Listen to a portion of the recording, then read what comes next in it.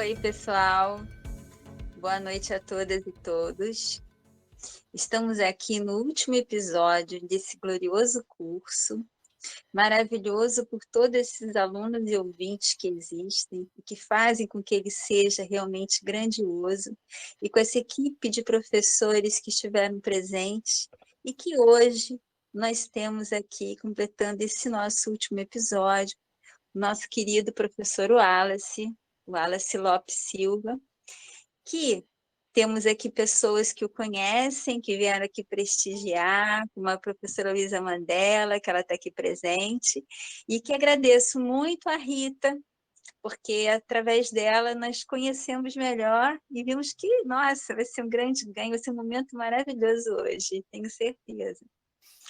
E, gente, muito obrigada por tudo e por a presença de vocês aqui, pela presença sempre constante, quando não foi possível, eu sei que vocês estão vendo os episódios, obrigada, porque se o curso foi assim, dessa qualidade, tem muito a ver com vocês, né? E, professor Wallace, seja bem-vindo mais uma vez, é com grande satisfação que eu tenho você aqui com a gente, e contar um pouquinho de você, só um pouquinho, né? Vamos lá. O professor Wallace é filósofo, historiador, combinação bárbara, né? Maravilhosa. É professor de filosofia na Escola Politécnica de Saúde Joaquim Venâncio, da Fiocruz. É pesquisador do Afrozin, que também tem a vínculo com o CNPq. É doutor pelo IPUR UFRJ e pós-doutor em filosofia na Universidade Federal de Ouro Preto. É autor e organizador dos livros Sambo, Logo Penso, Tudo é Filosofia, Fragmentos Escritos por Crianças, Assim Disseram as Crianças, Dicionário Transdisciplinar, O Trauma do Tronco, Holocausto Negro na Cidade e O Grande Rio de Janeiro Africano de Tiaciara. Integra também o corpo editorial da revista África e Africanidade. Bom, com grande satisfação que eu tenho aqui, e a palavra é sua.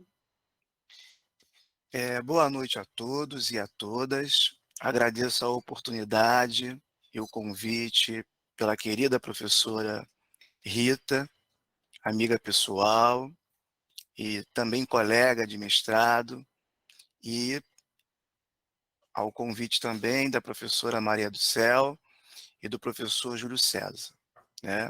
E contemplo a todos que estejam aqui nesse momento abertos a ouvir essa pesquisa que é o desdobramento do pós-doutorado. Bem, na minha posição enquanto intelectual preto, existe um elemento crucial que traz a necessidade de repensar as conjunturas históricas que partam de pensadoras e pensadoras margeados pelas periferias do Brasil e os pensadores que trazem novas gramáticas conceituais das periferias e das favelas. Quando eu resolvo apresentar a constituição de um conceito novo que seja de entendimento social e político da população que historicamente sofre acúmulos de somas de opressão na constituição do imaginário racial do Brasil, eu elenco a uma repetição de fatos para todo professor de história, uma imagem que se repete no imaginário da sociedade brasileira, que é o elemento pedagógico do símbolo do tronco. Esse elemento pedagógico do símbolo do tronco, ele traz um imaginário em torno de como que a violência na sociedade brasileira, e principalmente no Brasil colonial, se ratifica na articulação de uma psicanálise do corpo preto, onde devemos fazer uma pergunta: como que a mesma violência que se repete em 522 anos de história, né, de uma possível narrativa ocidental, porque toda a cronologia ela é demarcada por uma perspectiva das elites, e esse corpo negro e esse corpo afro-ameríndio, ele foi interditado ao longo dos séculos por uma narrativa do ódio e principalmente, né, as práticas de terror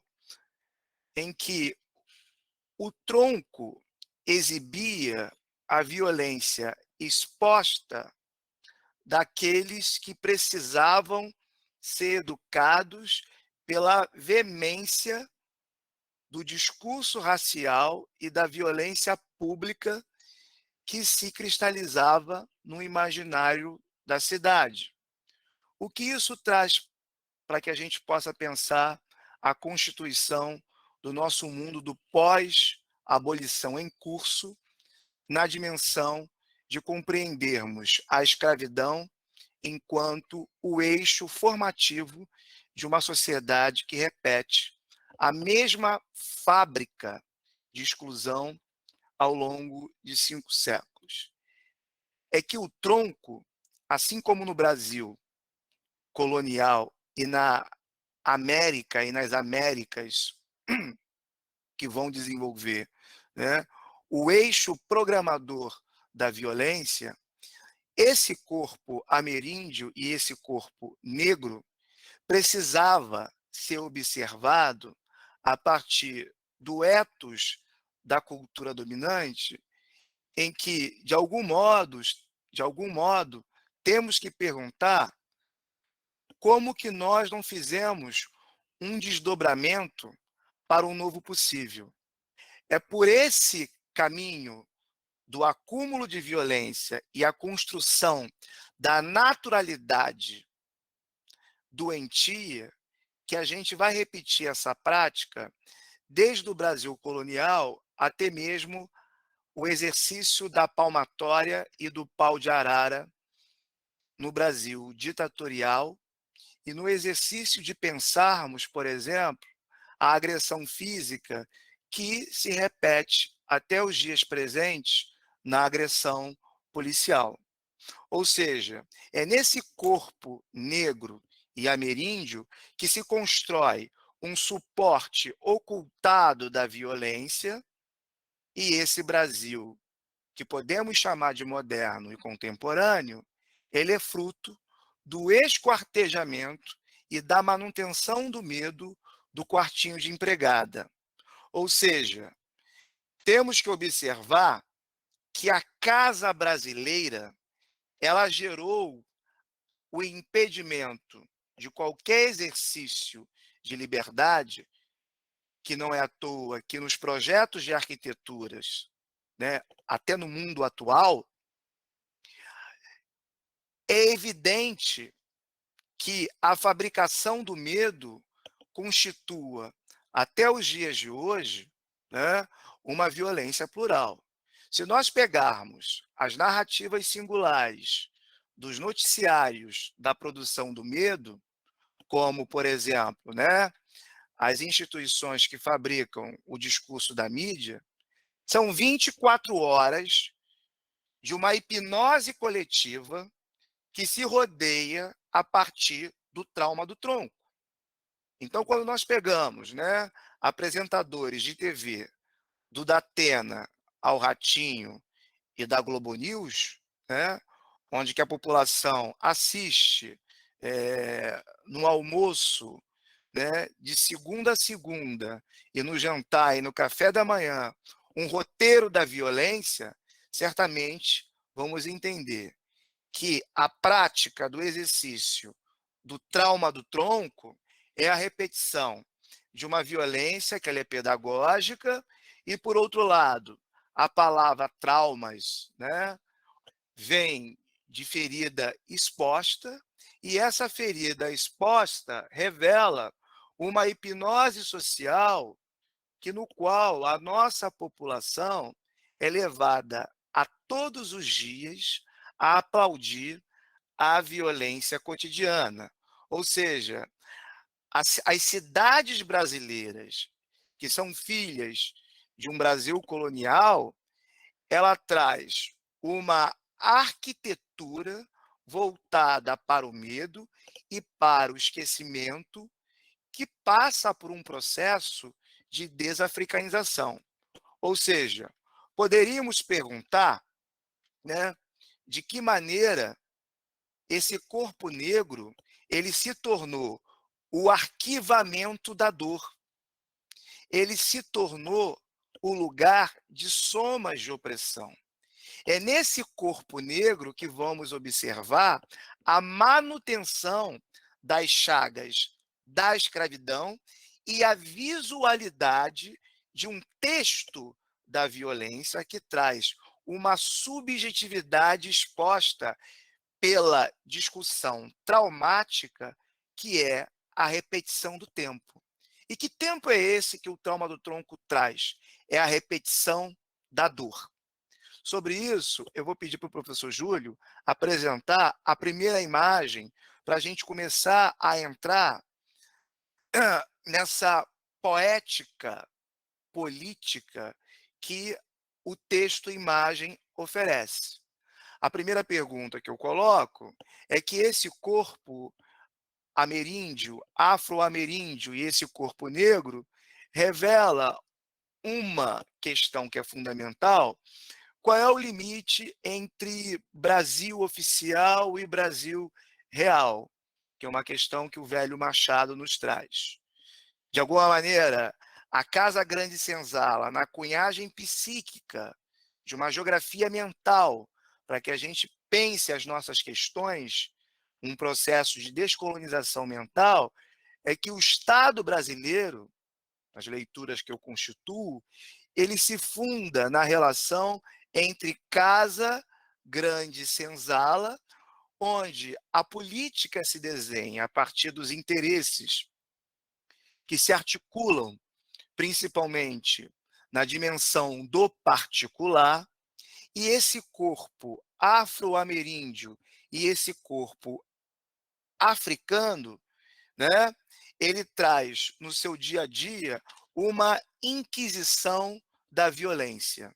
Nós temos que olhar para a construção desse corpo que é fabricado nessa tensão entre casa e rua, entre coisa e objeto, entre lugar e não lugar, entre memória e aniquilação, entre sujeito e não sujeito. E essa anulação aristotélica revela que esses corpos são corpos sem fala, são corpos sem pensamento, sem logos, sem linguagem, e são ocultados por uma existência política que anula a sua capacidade de existir. Exemplo comum, se a gente for observar as novelas do senhor Manuel Carlos, traz um elemento cunhador para a gente entender o lugar que essas mulheres negras ocupam na geografia política e mental da sociedade brasileira. Então, elas não têm família, não são dotadas de beleza, a sua sexualidade é animalesca, o seu corpo é bestial, não tem fala. Então, se a gente for observar esse imaginário que se cunha na manutenção do trauma do tronco, a casa brasileira ela oferece as gramáticas do terror, as gramáticas do medo. E isso se cunha principalmente na literatura histórica da década de 30 e principalmente, né, ao longo do século XX. Por outro lado, se esse corpo ele não fala, o trauma do tronco ele revela que estamos falando de um corpo que precisa negligenciar o seu projeto existencial. Ele não ocupa registro na imagem. Não é à toa que quando nós vamos observar a construção dos livros didáticos, há uma repetição das imagens do Rugendas e nas imagens do Debré, a produção de uma violência exposta, do castigo exposto. E de alguma maneira, essa violência exposta, ela vai rascunhar ao longo do século XX a produção subjetiva do espaço do manicômio, do leprosário, né? E as grandes senzalas no Brasil republicano vão se tornar os grandes presídios, onde que essa população vai registrar, né, a sua ferida enquanto acontecimento. Então, a pergunta que eu coloco: como que uma cidade africana, como que uma cidade negra, em menos de 100 anos, se torna uma cidade branca? Porque nós tivemos, ao longo de 100 anos, processos que se repetem até hoje, e para cada século no Brasil, a elite brasileira executou um holocausto ameríndio, executou um holocausto negro. Não é à toa que hoje os historiadores da década de 80, que vão trabalhar com um tema sobre a escravidão, vão aderir o conceito de holocausto, de extermínio coletivo. Por outro lado, essa cidade branca, de modo midiático, ela é cantada também, na década de 90, pela Daniela Mercury, quando canta no programa do Faustão A Cor Dessa Cidade Sou Eu. Isso revela um dado muito subjetivo, ou seja, uma camuflagem, uma mímese do discurso. Ora, professor, por que você não está apresentando uma cronologia temporal? É porque eu não estou trabalhando apenas com uma cronologia temporal. Eu estou trabalhando com uma fabricação de ideias que ratificam e permeiam o nosso imaginário. Ou seja, uma cidade branca que delimita o discurso da ordem, a cidade que funciona, a cidade que opera, a cidade que possui cidadania, a cidade que elege, a cidade que diz que os mais pobres não sabem votar. Por outro lado, no discurso dessa cidade branca, nós temos o acúmulo de ódio de um mundo próprio. Um mundo que demarca as fronteiras étnico-raciais de uma geografia própria. Ou seja, há uma espécie de leblonismo na categoria de pensarmos a geografia, né, psíquica das imagens que o Manuel Carlos constrói sobre a cidade. E trazendo sobre isso a reflexão traumática desse corpo negro que é exposto, traz uma inibição social, uma inibição política, uma inibição espacial e uma inibição geográfica. Essa manutenção de uma cidade branca revela o esforço das teorias raciais, que estão aí até hoje, né, fazendo o exercício do processo de desafricanização, e, por outro lado, a pergunta que eu faço para todos nós: como que nós não somos capazes de entender as feridas de 5 séculos, que no qual a manutenção do trauma do tronco não foi capaz de evidenciar? É porque a violência do Estado ela é executada de modo singular dentro da Casa Branca brasileira. Quando eu dava aula nos cursos de arquitetura, eu percebia de modo muito evidente como que até hoje os estudantes de arquitetura da FAO, da UFRJ e até mesmo da PUC, eles não tiram do estudo morfológico o quarto de empregada. Então é desse quarto de empregada que se executa, né, as propostas das políticas corporais brasileiras. Quantas mulheres pretas e afro-ameríndias e nordestinas foram açoitadas nesse quarto? Esse quarto que guarda o silêncio dos séculos. Não é à toa que, no governo PT, quando fomos trabalhar na discussão da PEC das empregadas, isso rapidamente trouxe do interior, do âmago fascista, né, a memória de um senhor ausente. Então, todos nós carregamos no nosso corpo e na produção desse trauma do tronco a manutenção de um senhor ausente, que é a nossa consciência histórica e o nosso aparelho psíquico. De alguma maneira, temos uma sociedade bastante problemática, né, ao tratar sobre isso, e o professor Flávio Gomes, da UFRJ, tem um livro chamado Cidades Negras, e ele vai revelar, né, que desse Brasil colonial, uma coisa que vai se ratificar, por exemplo, do espaço do Pelourinho ou do espaço da Senzala, e até mesmo hoje, nos presídios brasileiros, né, é o pau de arara, como instrumento de castigo e de repetição de uma prática. Então, observem, se em 5 séculos de uma narrativa ocidental montada a partir de um golpe cognitivo, somos a única sociedade que nós temos uma única interpretação para o processo de escravidão.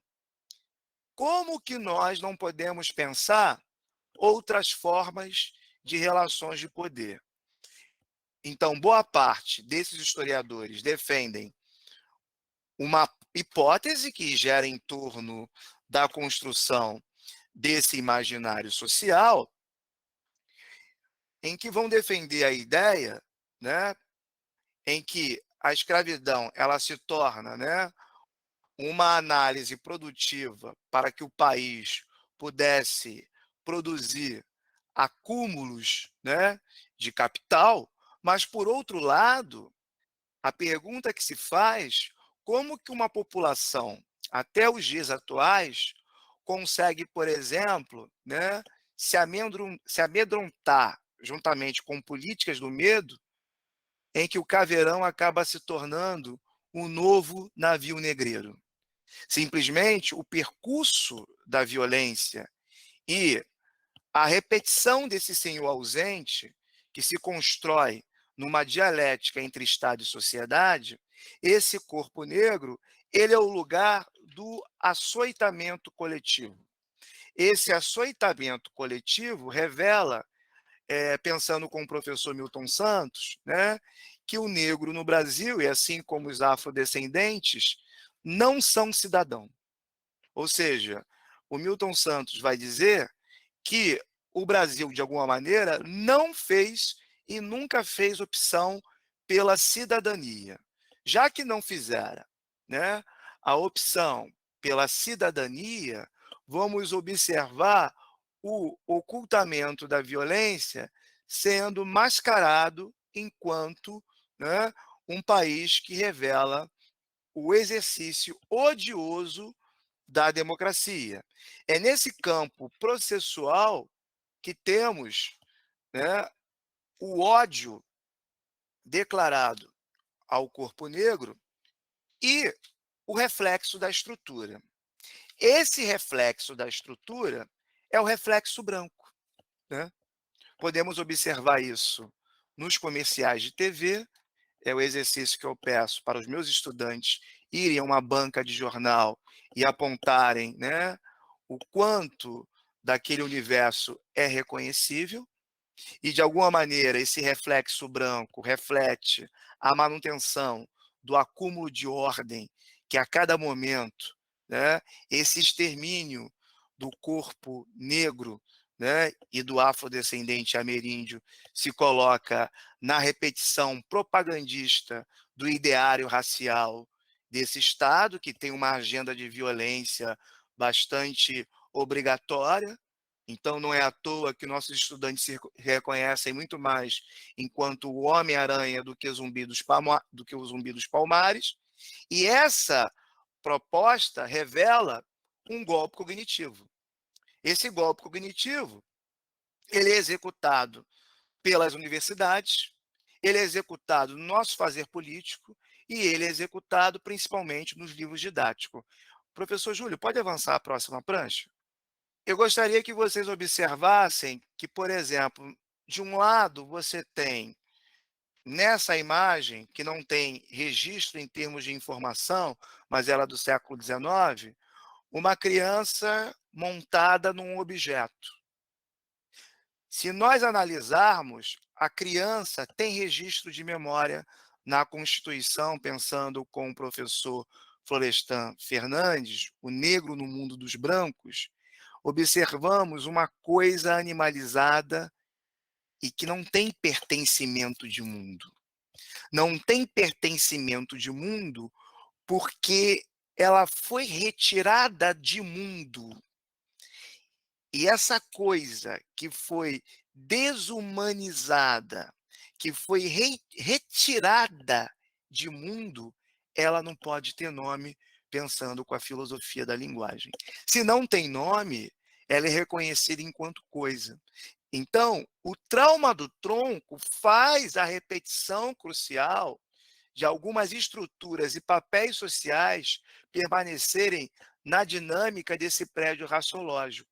Ou seja, do outro lado, eu faço uma bricolagem de uma imagem 5 anos atrás, que isso é comum nos trotes de medicina da USP, em que uma estudante branca de classe média se pinta de guache e o colega, né, usa uma corrente de cachorro para mostrar, né, a caloura com uma placa de papelão sendo chamada de Chica da Silva, ou seja, tirando qualquer capacidade desse corpo se justificar e se presentificar na história.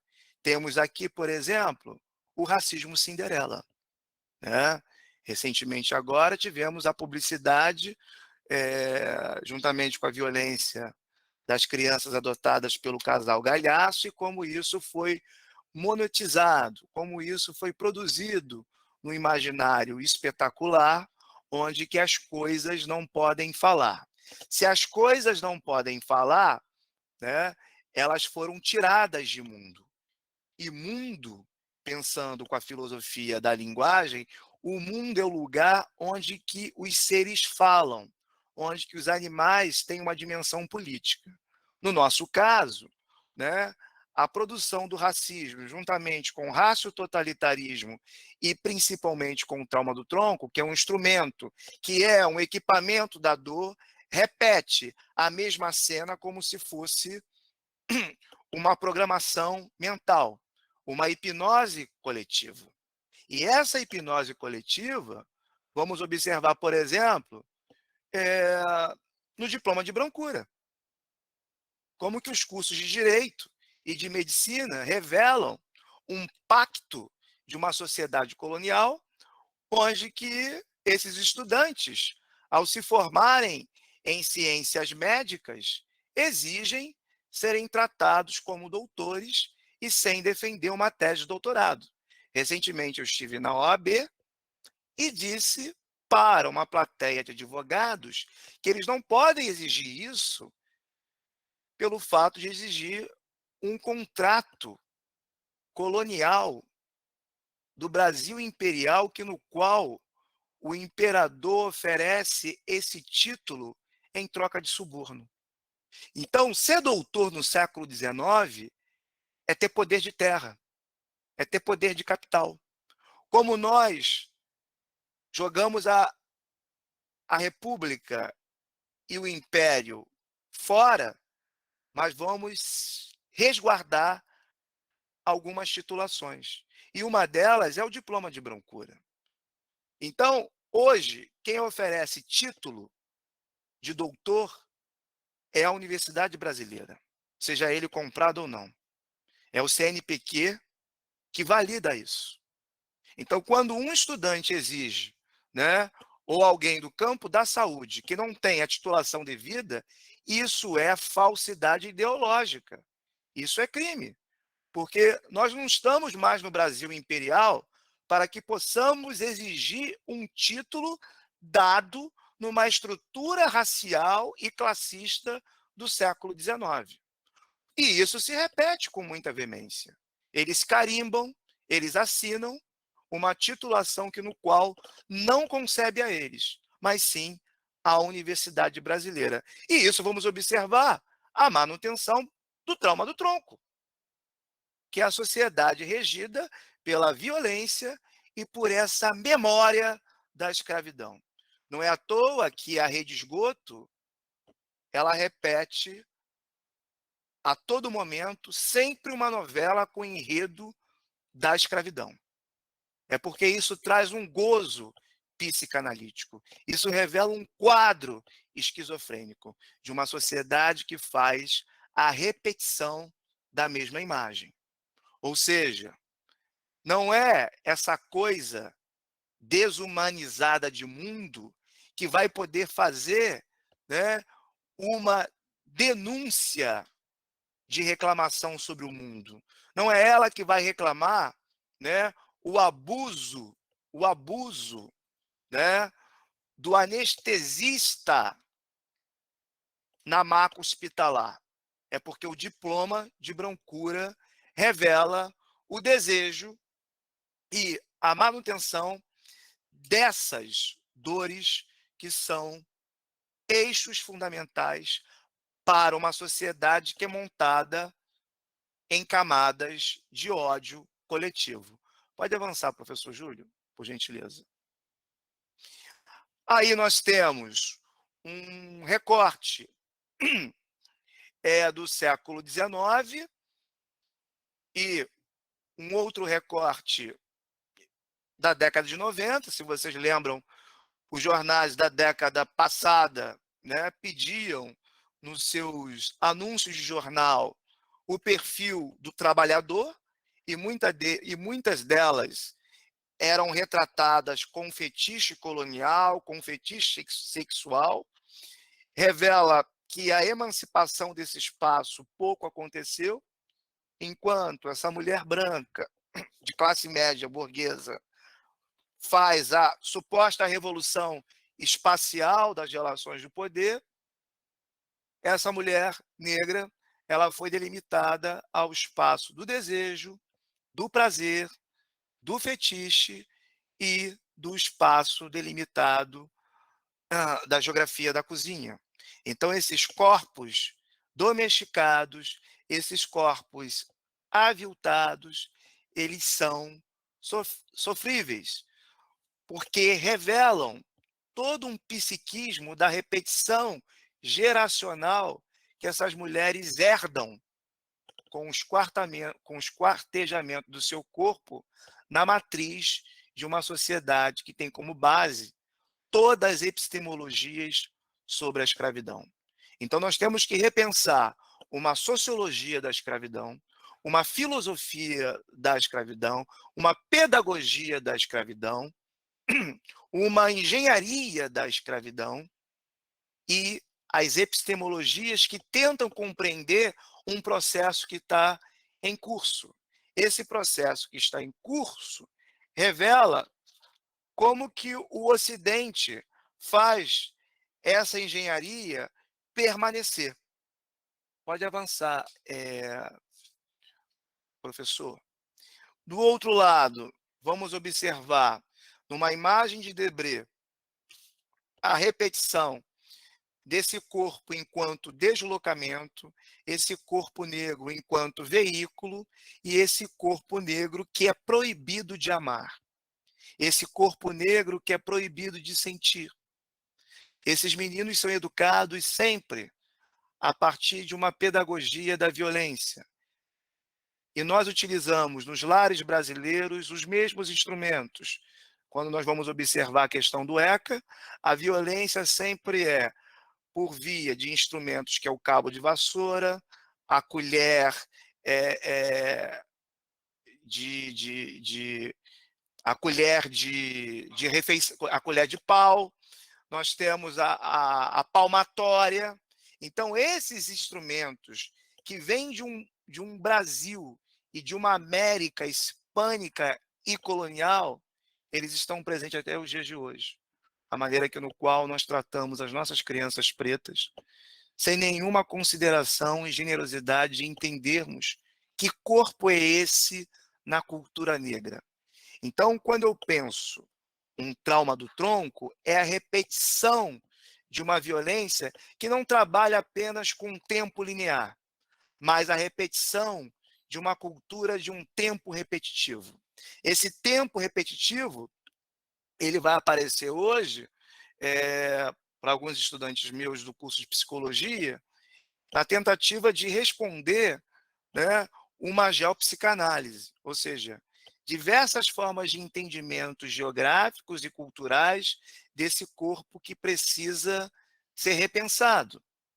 Por outro lado, no Jardim Botânico e na Zona Sul, o uniforme branco se repete e a prática ainda desse corpo domesticado pela dor, e muitas dessas mulheres abandonam, no sentido pedagógico, os seus filhos que são criados pela favela e por uma rede de mulheres, e acabam oferecendo aquilo que a mulher branca não foi capaz de dar: o amor para essa criança.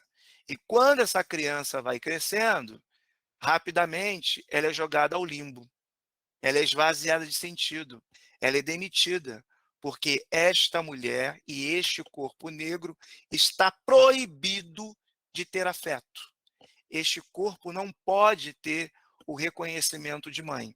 Esse corpo só pode, juntamente com a pedagogia do trauma, o compromisso didático do instrumento de castigo, o açoite, o medo e as cicatrizes da escravidão. Pode avançar, professor Júlio. Recentemente, essa marca de sabão, né, Dove, fez uma propaganda mostrando, né, o quanto que o sabonete era de alta qualidade e era capaz de clarear uma pele, né, a partir de um exercício totalmente de uma medicina social racista e eugenista, de tornar uma pele negra numa pele branca. E essa mesma prática eu encontrei em diversos encartes de letreiros de anúncio de jornais norte-americanos, né, que a ideia de higiene simplesmente se dava juntamente com esses corpos negros. Podemos observar que no período de pandemia houve uma política racializada em dizer que os mais pobres eram culpados sobre a propagação do vírus e que não tinham higiene. Temos que mudar essa noção de higiene, porque a mesma Dona Maria, que é cristalizada e culpada no deslocamento da propagação do vírus, é ela que vai limpar a privada da jornalista e da cientista que vai na Globolixo. E aí vamos observar, né, como que essa população não pôde fazer um isolamento territorial, porque não tinha grana para pagar pelo o isolamento territorial e nem o isolamento espacial. Vamos observar, por exemplo, o racismo ambiental tomando a dimensão geográfica das periferias e um discurso de eugenia que é propagado de modo velado pelos comentaristas e pessoas que detêm o discurso do saber. Pode avançar, professor Júlio. Ora, por que você repete, professor Wallace, a questão que o trauma do tronco é uma forma pedagógica? De um lado, nós temos uma mesa, né, que concentra a família colonial representada pelo Debré, e o Debré ajuda a propagar, né, essas imagens da repetição de uma memória inscrita que a escravidão revela uma paisagem geográfica, onde que essas hierarquias são estabelecidas, e observem o quanto isso tem a manutenção no imaginário social e político da constituição das novelas. De um lado, Paraisópolis e outras mesas de jantar. O que muda na configuração dessa geografia da mesa, né, talvez seja o cenário, mas a manutenção colonial de uma geografia mental é a mesma. O trauma do tronco, ele se repete de modo sutil a partir da subjetividade, que vai do campo da propaganda à concepção do corpo. Ou seja, a família brasileira, ela tem como ethos moral a constituição do ideário de uma sociedade que constitui o seu ethos de pensamento, que é o trauma do tronco. Quantos de nós não podemos nos ver de modo didático no entorno dessa mesa? Esses corpos têm inscrituras na cidade. Podemos observar isso no rolezinho, naquilo que a grande mídia chamou dos arrastões dos anos 80 e 90, os surfistas de trem, o surf rodoviário, a constituição dos piscinões. Então, existe um registro de uma memória que é interditada na cidade e o tempo todo a cidade branca se revela. Ou seja, em 5 séculos, mesmo uma cidade que é construída pelos afrodescendentes e pelos afros-ameríndios, eles não assinam, por exemplo, a arquitetura do Niemeyer. Eles não assinam a arquitetura de Brasília. A afromodernidade, ela é assinada pela Semana de 22, mas ela não é assinada pelos sambistas do Morro.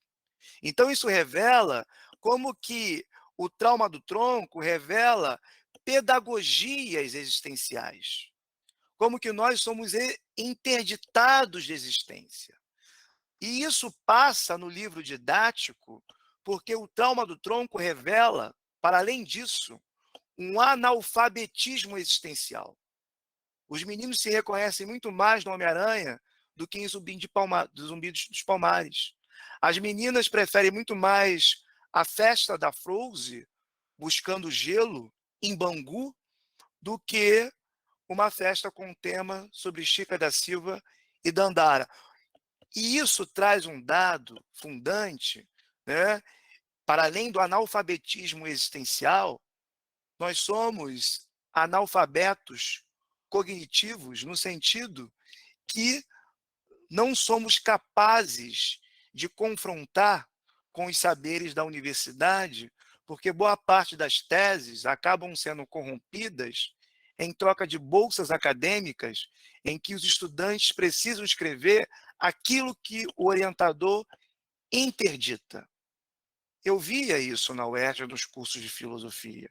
Com as políticas afirmativas, há uma coisa que me chama a atenção. Na primeira leva dos estudantes que entraram no curso de filosofia da UERJ, no final do curso, poucos defenderam monografias com tema ligado às suas questões locais. O estudante morava em Bangu, em São João de Meriti, e defendia, né, a razão ou o sublime em Kant, ou defendia uma monografia em Heidegger.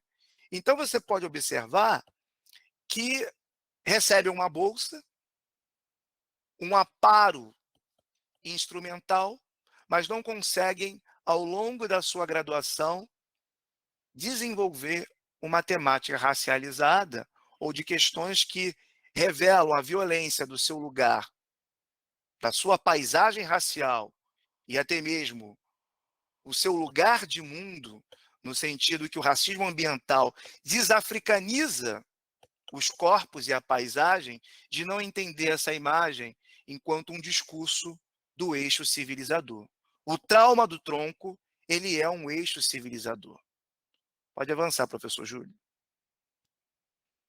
E essa imagem, para que a gente pense, é uma imagem que é comum em todos os livros didáticos do Brasil colonial, para que a gente pense, por exemplo, o castigo público. Esse castigo é público porque no momento que essa população levanta os seus olhos sobre a opressão, rapidamente os instrumentos de vigilância e de poder acabam sendo cristalizados. Vocês podem me perguntar, é, por que essa imagem se repete? Porque essa imagem ela é educativa. Em 20 livros didáticos que eu pesquisei, essa imagem ela é a única que se repete. E embaixo nós temos um jovem que foi reclamar de uma gorjeta num bar no Flamengo e aqueles que se dizem, né, como detentores da lei, né, conservadores, né, tem a Liga da Justiça, amarra esse jovem num poste e açoita ele com a mesma prática de violência deste Brasil colonial, que é o Brasil moderno. Então, o Brasil colonial moderno e contemporâneo, ele revela um psiquismo político em que a todo momento em que a nossa população tente se levantar ou traga novas possibilidades de um horizonte amplificado, as máquinas e as mega máquinas dos estados revelam a política e o eixo pedagógico do trauma do tronco. Ou seja, nós precisamos, né, nós que estamos na formação acadêmica, revelar novas pesquisas que fazem um processo de descolonização desses conceitos para ler o Brasil contemporâneo, e eu trago esse recorte, que é uma pesquisa imensa, né, da pesquisa de pós-doutorado, que se tornou um livro, e eu estou refazendo alguns pontos, porque o editor veio a falecer na pandemia e o site saiu do ar, em que eu revelo nessa pesquisa, que traz uma parte da minha subjetividade enquanto intelectual negro, que esse trauma do tronco, ele tem como base uma cidade que é totalmente construída pela ótica racial. Não adianta você fugir para os diversos ângulos que a cidade ofereça, porque a cidade, assim como um processo de subjetividade, ela é pensada pela operação de uma lógica racial, e não é à toa que um dos discursos da branquitude domina o campo da arquitetura. Precisamos colocar mais estudantes pretos dentro dos cursos de arquitetura, dos cursos de medicina, dos cursos de direito, para que a gente pense uma nova geografia espacial, cultural e geográfica. Assistimos ao longo do século XX é o que eu chamei na pesquisa do homo ratio epidêmico totalitário, ou seja, assistimos ao longo do século XX a experiência de um racismo total fabricada pelo ódio racial. E vamos observar na figura do Michael Jackson, simplesmente pela indústria da estética e da limpeza étnica e cultural, como que a elevação de um ódio racial, vamos assistir pela telinha da televisão e pela mídia, como que um homem negro se torna um homem branco. É aí que está o grande perigo do excesso do discurso do ódio e principalmente nas experiências estéticas que eu desenvolvo num outro livro, que é o Racismo Cinderela, né? Então, o Michael Jackson ele se torna uma experiência evidente do acúmulo de ódio racial da sociedade americana, mesmo ele se tornando um branco total, né, nessa propaganda ridícula que o Homo ofereceu, né, que foi até interditado, ele ainda não pode ser considerado enquanto um homem branco. É aí que está o auge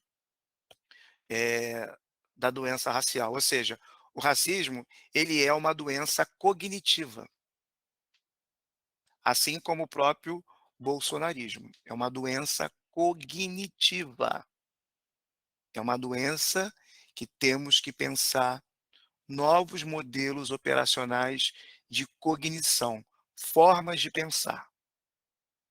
Então, meus queridos, eu peço um pouco de pausa e vamos abrir para tentar pensar algumas provocações que eu fiz a todos vocês, porque é uma pesquisa que precisa de muito tempo para destrinchar tantas coisas que eu falei, e essas imagens que eu coloquei foram propositais para chamar a gente para o diálogo. Bom, professor, muito obrigado. Vou passar para a Maria do Céu ela se despedir de você. Tá, pessoal, eu vou pedir a vocês que fiquem. Depois que a Maria do Céu despedir, a gente vai fechar, né? Mas eu tenho uma surpresa para vocês, que foi uma ideia da Denise Góes 4 episódios atrás, e que a gente adotou. Tem uma surpresinha no final, tá? Mas é depois da despedida do vídeo, tá bom? O outro é bônus. Professor, muito obrigado pela presença, tá? Obrigada, Wallace. Beijo. Muito obrigada. Professora Maria do Céu. Vamos montar esse programa, vamos montar uma especialização aí, hein? Bora. É isso aí, Wallace. Viu que nós conversamos já um pouquinho sobre o WhatsApp, sobre isso, e a gente vai dar andamento aí. A gente também te convida para ir lá no nosso departamento, para você conhecer, ficar com a gente também. Beleza. E muito obrigada por tudo. Beleza. Por tudo. Tamo junto. Um abraço. Tamo junto. Já quero entrar nessa aí, hein? Beleza. É uma das iniciativas aí que está aparecendo. Tamo juntos, Wallace. Então, professor Maria, você faz um encerramento para a gente colocar no vídeo, e aí depois eu faço a surpresa para os alunos. Caramba. Quer falar no final? Da coisa. Você quer falar no final? Bom, na verdade, eu acho que foram duas coisas muito importantes que foram ditas. O Wallace disse que o mundo está insustentável, e está mesmo, né? E numa dessas questões é que desde a pandemia, que para mim a pandemia foi um marco em termos de questionar, enfim, de conhecer melhor algumas situações, e comecei também a sentir aquilo que a Vilma disse, essa questão cirúrgica que vem acontecendo desde que eu passei a ficar mais inserida nessa temática. E por isso, numa das coisas, depois teve a disciplina e a criação desse curso, e esse curso tem sido cirúrgico permanentemente para mim, né? Porque eu venho como aluna, eu venho percebendo qual é a minha responsabilidade dentro de tudo isso que vem acontecendo e aquilo que eu posso fazer para tentar melhorar esse mundo, para tentar formar como educadora, né? Ampliar isso tudo que a gente está discutindo aqui. E por isso o curso de extensão, e acaba com essa aula maravilhosa do professor Wallace, que tem além de extremamente inteligente, uma aula fantástica, como Rita já tinha falado, ele tem um perfil que eu adoro, altamente provocador, e que incomoda. Esse tipo de perfil, para mim, é o máximo, porque faz a gente realmente refletir sobre as coisas que estão camufladas, que esse é o pior inimigo que a gente tem, que são as coisas veladas. E ele veio aí com uma aula maravilhosa, com aqueles comparativos que veio fazendo que a gente fizesse uma reflexão permanente. Né? Muito obrigada, professor Wallace, pela sua presença aqui. E como ele já adiantou, a gente já está com um projeto de trabalhar juntos, né? E com outras pessoas que já vieram aqui. Muito obrigada, tá, pessoal? Muito bom. Então, gente, a gente está encerrando o curso agora. E aí, por uma surpresa final, a Denise tinha sugerido uns 4 episódios atrás que, antes do final do curso, que o Vicente ia contar uma história para a gente. Ele não vai contar uma Opa! história. Ele não vai contar uma história, mas vai fazer algo bem legal agora, que é uma coisa mais simples, mas é muito bonita. Então, eu vou compartilhar só umas imagens dele, tá? Que ele vai ilustrar. Vicente, eu queria que você fale aqui, ilustre os slides que você mandou. E no final do último slidezinho, slides são fotos, bem rápido. No final, ele tem aquela surpresinha especial que vale a pena, tá? A gente escolheu ele, tá? Porque pela sugestão da Denise Góes, e porque a gente precisava de escolher o nosso aluno da temporada, né? E acho que ninguém melhor aqui, quer dizer, tem várias pessoas muito boas aqui para representar os nossos alunos, mas o Vicente estava presente em todas as lives, só não teve presente numa que, infelizmente, foi um falecimento, então ele teve que estar num velório. Mesmo quando ele estava doente, numa das ocasiões, né, vocês devem lembrar, ele com o olhinho fechando durante a live, ele doente participando da live. Foi mesmo. Chega a Foi mesmo. emocionar. Hoje eu não estou bem. Então, eu acho que ele merecia, sabe, realmente ser o nosso aluno da temporada, representando a todos vocês, tá? Eu adoro vocês, nós todos adoramos vocês, Janilce, Vilma, André, tá? Josi. Gente, eu não posso nem enumerar aqui, que seria até injusto, né? Tá? Então, eu vou convidar aliás, Thaís Kubruzzi também, que me ajudou a decidir isso. Vou chamar o Vicente. Vicente, eu vou apresentar as fotos que você mandou. Você explica a foto que quer aqui rapidamente e fecha com aquela surpresa. Tá bom? Vicente? Foi muito honrado, muito Ótimo. honrado. Fica Muito tranquilo. obrigado aí porque acaba sendo uma surpresa para mim também, né? Diante Essa é a da ideia. situação. Esse é um trabalho que eu desenvolvo com contação de história. Eu atuo assim, em Nilópolis, na incentivo à leitura e na educação infantil. Pode passar. Isso aí, eu sempre tenho a visão de que nós precisamos estar contando histórias em espaços que valorizem o nosso trabalho e que valorizem também as crianças, que elas se sintam bem à vontade em ouvir, porque se você conta numa sala de aula, você fica naquele espaço fechado onde ela já está habituada sempre, e quando eu levo ela para algum quintal da escola, para algum espaço da escola, a coisa muda de figura e tudo que é bonito para se ver fica mais bonito, fica encantador. Isso aí foi na quadra, porque essa escola não tem quintal, e essa turma é uma turma de segundo ano, terceiro ano, e eles pediram para o tio contar a história, então nós fizemos, eu abri para eles a oportunidade, porque era importante e necessário que eles ouvissem a história, que eles ouvissem a música, que eles se envolvessem e se sentissem valorizados com o contador de história preto. E aí é uma história que fala do vento, o vento que espalha boas sementes, é o vento que transforma toda essa terra e que faz as árvores brotar. Isso aí foi baseado no livro A Última Árvore do Mundo.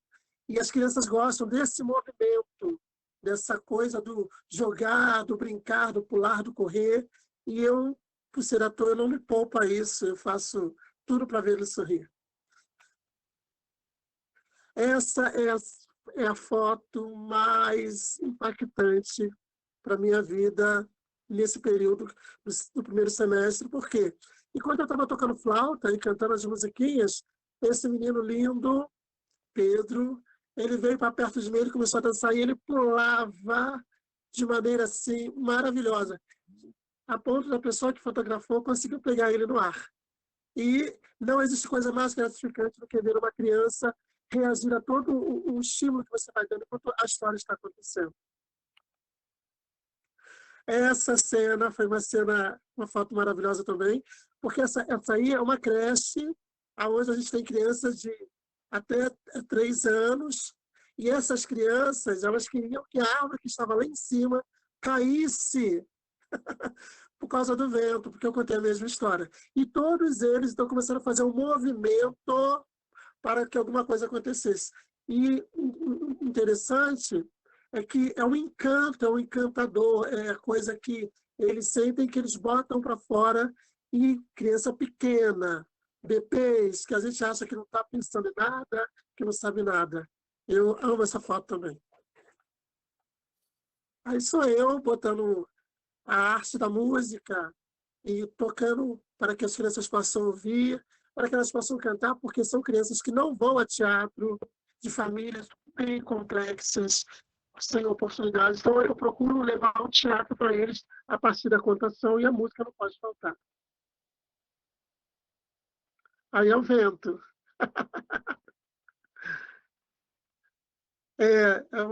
Eu gostei dessa foto aí por conta do levantar a mão, porque essa área aí é um brisolão. E atrás de mim é uma rua onde, de 5 em 5 minutos, passa um camburão da polícia. E a diretora não queria fazer nesse espaço por conta disso. E eu falei, não vai acontecer nada, vamos acreditar. As crianças vão nos salvar, porque eles vão ver as crianças. E, de fato, camburões passaram e viram as crianças e nada aconteceu. E terminamos maravilhosamente bem. E aí eu levanto nesse ar de vitória. Aí aquelas criancinhas, justamente daquela creche onde elas queriam que as árvores que estavam lá em cima descessem.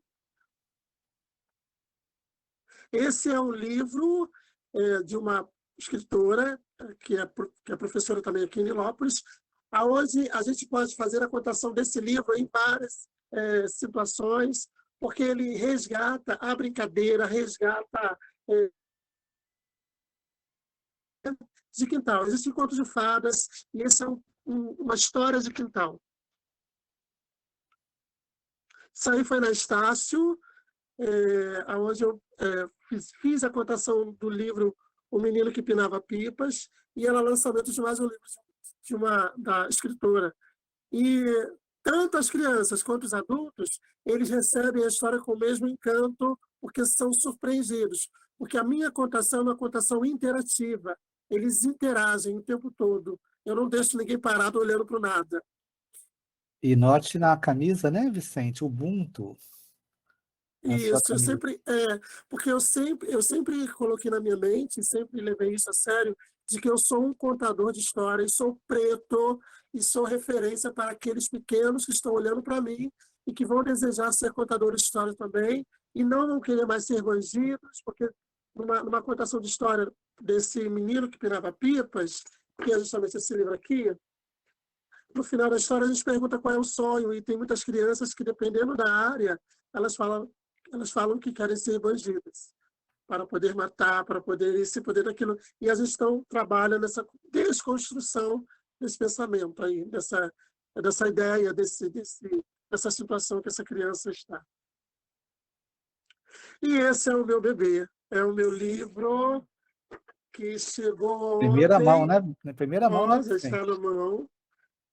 E esse livro é um livro para resgate de famílias, trabalhar com família preta, e também para mostrar que é um livro, é um conto de areia, porque se passa a história em pescador, e dentro dessa perspectiva, mostrar que tanto quem mora nessa região, nessas aldeias de pescadores, quanto quem mora na cidade, tem a mesma situação problemática, tem os mesmos problemas, tem as mesmas situações ruins, e sendo preto não muda nada. E aí, por isso que eu pretendo agora, esse mês, estar visitando São Pedro da Aldeia, colônias de pescadores, para a gente conversar, fazer roda de conversa, e se enxergar enquanto pessoas pretas, famílias, que vivem a mesma situação e que precisa criar alguma coisa para mudar tudo isso.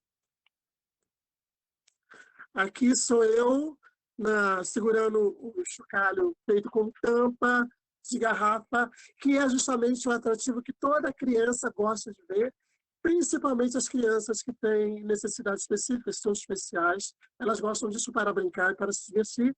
E lá sou eu numa escola de educação infantil, onde a gente estava brincando de roda e não atiramos o pão no gato.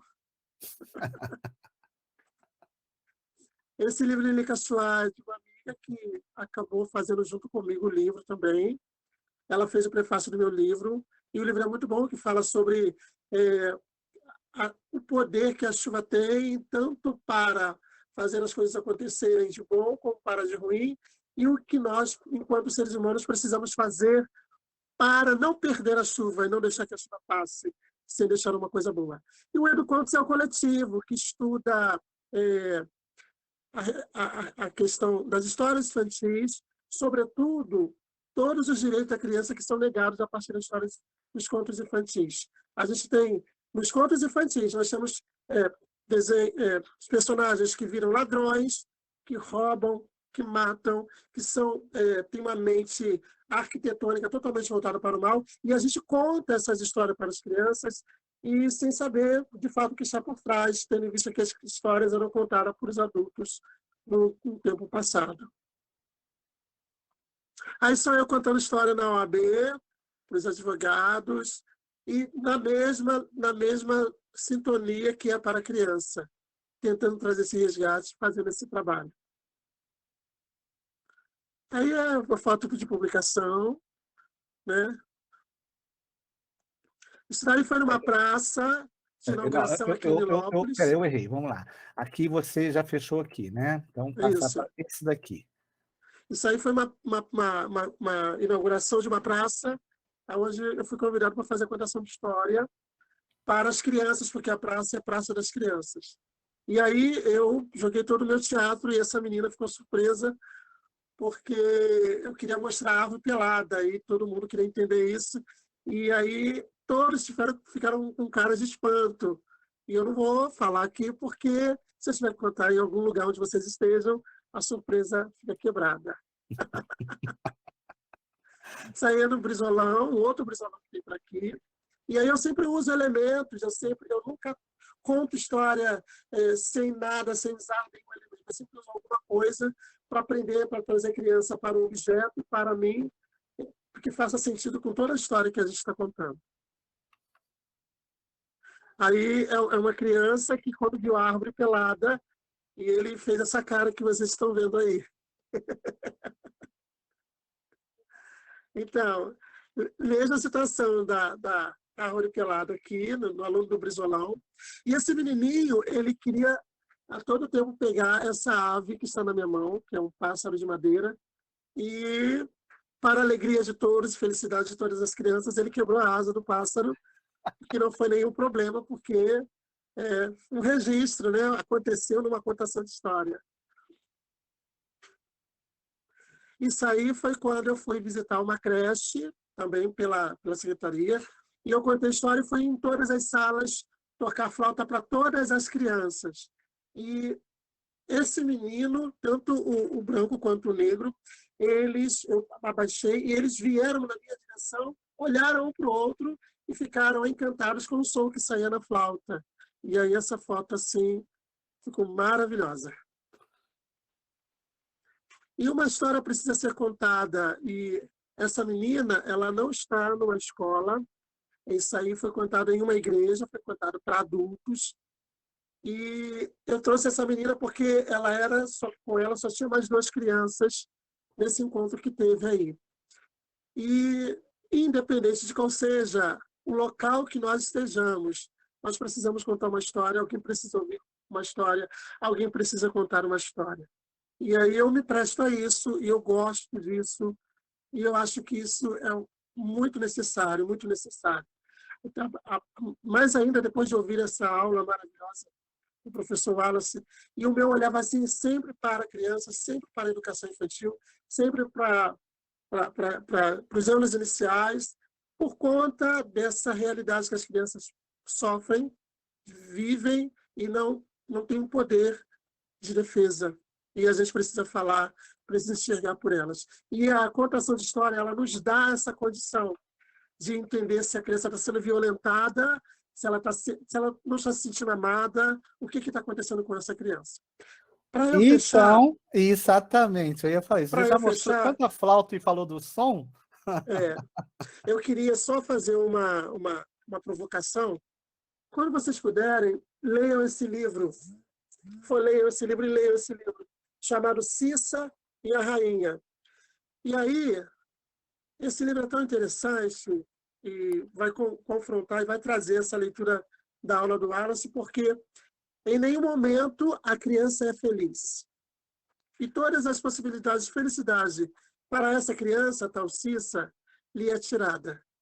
E o livro trabalha sobre perdas. E no final aparece uma rainha, que o livro mostra o rosto, que ela a convida um dia para visitar o seu castelo, mas nunca pegou aquela criança e tirou da situação que ela se encontrava. E aí a gente vê o racismo, a gente vê tudo isso também dentro das histórias dos contos infantis como esse. Parando de falar, agora eu vou deixar o meu presente para vocês, em agradecimento por esse período que nós passamos juntos, por tudo isso, e quero tocar uma música que eu gosto muito e que eu acredito que todo mundo conheça, né? Porque é uma música que me remete àquilo que é de esperança, de que algo novo está para acontecer, está chegando.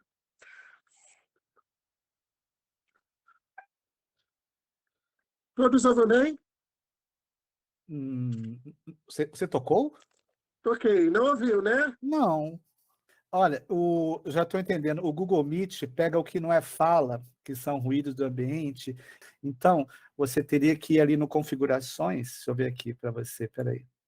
Você tem que ir ali no configurações e você tem que clicar nesses 3 pontinhos aí embaixo, do lado do telefone Sim, vermelho. cliquei. Os 3 pontinhos. Você vai clicar em configurações. Configurei isso. Isso. Aí vai aparecer aí o áudio, tá? Sim, Clica no áudio. Aí tem cancelamento de ruído.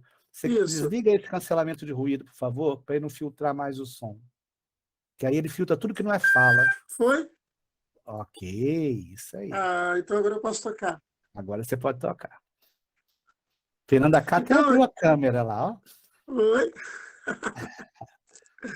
Eu dedico essa música a todos vocês, a todas as pessoas pretas, todas as pessoas que não pretas que estão aí também, e tudo que foi passado por esse curso maravilhoso, eu transformo essa música em forma de gratidão a todos vocês também.